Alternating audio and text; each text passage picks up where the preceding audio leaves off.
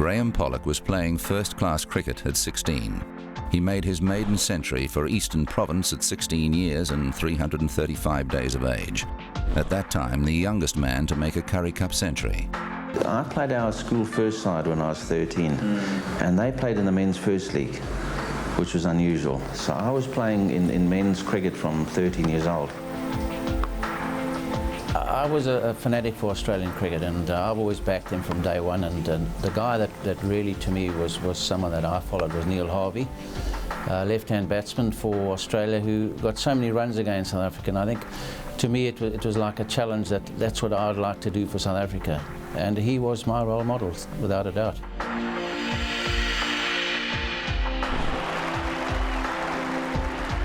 In March 1963, Pollock made 209 against an international Cavaliers team that included Australian test bowlers Richie Benaud and Graham McKenzie.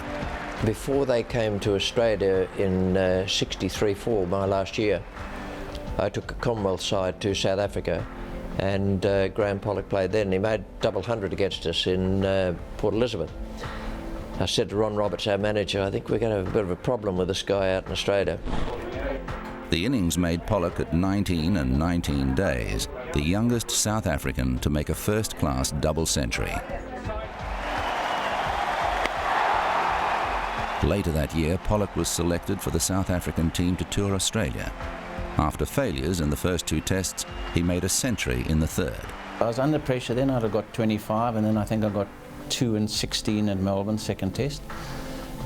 So, you know, when you're 19 years old and you're on a tour, and it's not a great start. So I think I was under pressure, but I'd got 100 against New South Wales in Sydney, and they virtually were like another test. They had a test side, and Richie Benaud and all these guys were playing for New South Wales. And I got to 100, 120, I think it was, in Sydney. So, I mean, obviously that made a huge difference.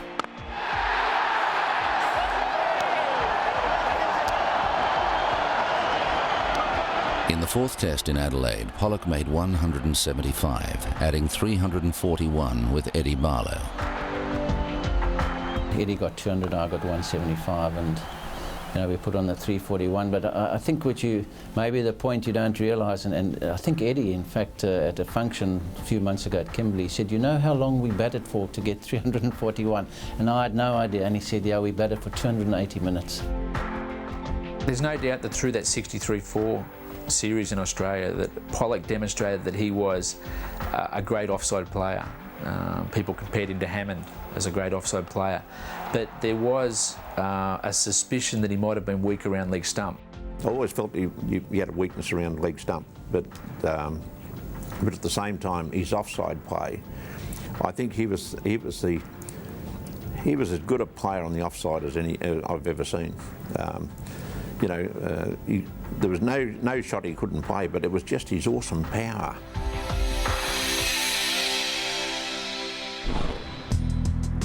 After making 137 at home against the English tourists in 1964-65, Graeme Pollock went to England with the South African team in mid-1965. In the second test of the series, he played the standout innings of the tour. After South Africa had made 5 for 80 on a difficult wicket, Pollock made a dominating 125.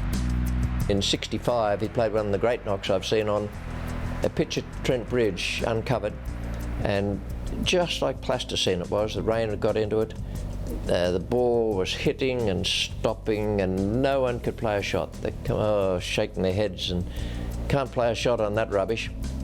He went out there and made 125 and didn't hit a ball other than in the middle of the bat, and they just rocketed to the boundary.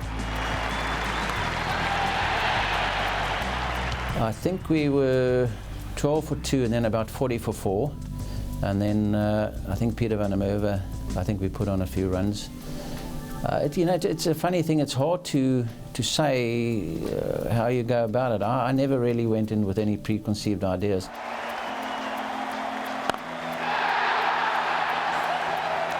If you look at the whole test in perspective, that it was significant and that we won the test, and it was a wicket that the seamers had bowled well and sides didn't get big scores.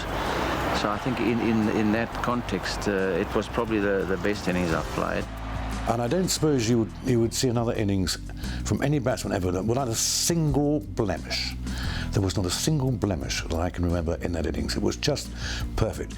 He was such a wonderful judge of length. You never saw Graeme go forward and then come back, or go back and then have to come forward. He just had the absolute length of the ball judged, and he played his shot. And he was hitting this ball with ferocious power. And I think, in terms of pure cricket, I think that's the best innings, technical innings I've ever seen.